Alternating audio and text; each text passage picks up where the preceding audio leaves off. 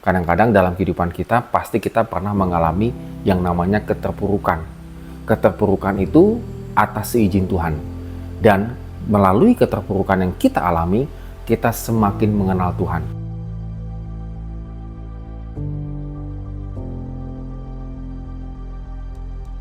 Salam sahabat, dengan Pastor Fabio di sini, dan kita akan kembali lagi melanjutkan renungan kita di Yesaya pasal 52. Tetap semangat membaca dan merenungkan firman Tuhan. Pada bagian ini menurut saya sangat dahsyat, karena ini bicara tentang kebangkitan setelah mengalami keterpurukan. Yesaya melihat hal ini penting bagi bangsa Israel. Di ayat yang pertama dikatakan ada kata-kata bangkitlah, kenakanlah pakaian kebesaranmu. Hal ini menunjukkan bahwa Tuhan mengajak umatnya supaya itu mereka meninggalkan kesedihan dan dosanya, lalu kemudian mereka kembali lagi memiliki identitas sebagai umat yang kudus. Dan tidak hanya sampai di situ saja, kalau kita perhatikan di ayat yang ke-6, dia mengatakan begini, umatku akan mengenal namaku dan mengetahui bahwa akulah dia yang berkata, ini aku. Nah, di sini Tuhan ingin menunjukkan setelah engkau bangkit, di ayat yang ke-7 ada sesuatu yang indah juga. Kalau kita perhatikan, betapa indahnya kedatangan orang yang membawa kabar baik, yang memberitakan keselamatan, yang mengatakan kepada Sion, Allahmu itu Raja.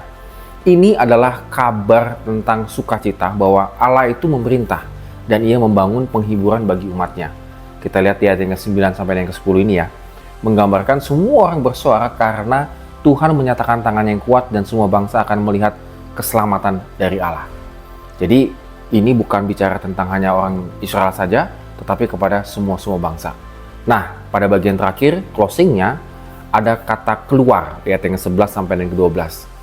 Mereka keluar itu bukan lagi sebagai bangsa yang dibuang, tetapi mereka keluar sebagai bangsa yang sudah dipulihkan dan dikuduskan oleh Tuhan. Nah, sahabat sekalian, kadang-kadang dalam kehidupan kita pasti kita pernah mengalami yang namanya keterpurukan. Dan kalau kita sudah terpuruk, kita lupa untuk bangkit. Pada bagian ini, firman Tuhan mengingatkan kepada kita bahwa keterpurukan itu atas seizin Tuhan. Dan melalui keterpurukan yang kita alami, kita semakin mengenal Tuhan. Bahkan dari keterpurukan itu bukan hanya mengenal Tuhan ya, iman kita semakin bertumbuh. Dan itu menjadi sebuah kabar baik juga bagi orang lain.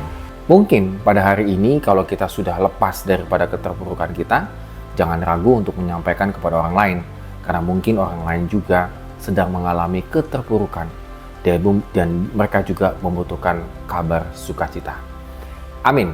Kiranya Tuhan memberkati kehidupan kita hari ini.